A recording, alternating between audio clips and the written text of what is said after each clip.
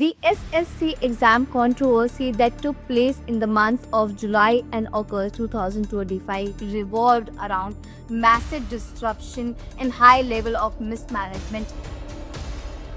Exam से पहले paper exam से आधे घंटे पहले पेपर आ चुका था है कि आपका एग्जाम कैंसिल कर दिया गया है। पेपर ऐसा सेट कर रहा है कि 60 से 70% paper Including technical failures, the computers on which the students had to perform their exams were not working.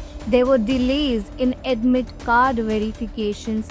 The exam centers on which the students had to reach to perform their exams were located in far off places. One of the students even received admit card on which the exam center location was written Andaman and Nicobar Islands. Look at these cards.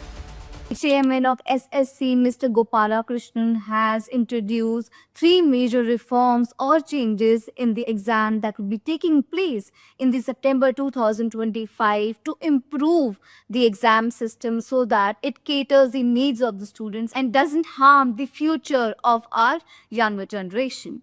So what are those reforms? One of the reforms or the changes in the examination is that now even when the exam is being taken in shift-wise system, the checking system will be normalized to ensure fair marking. So, for example, difficulty level will be different in the different shifts of the exam, then the marking will be done accordingly and it will be adjusted according to the difficulty level of the paper. The second change that is being introduced in the exam is that the exam center location that would be allocated to the candidate will be within the 100 kilometer radius of the location of the candidate. तो अब बच्चा जहाँ रह रहा है उसके सिर्फ 100 kilometres तक ही उसकी एग्जाम सेंटर लोकेशन हो पाएगी ताकि वो बच्चा सुबह आसानी से पहुंच सके और अपना पेपर दे सके।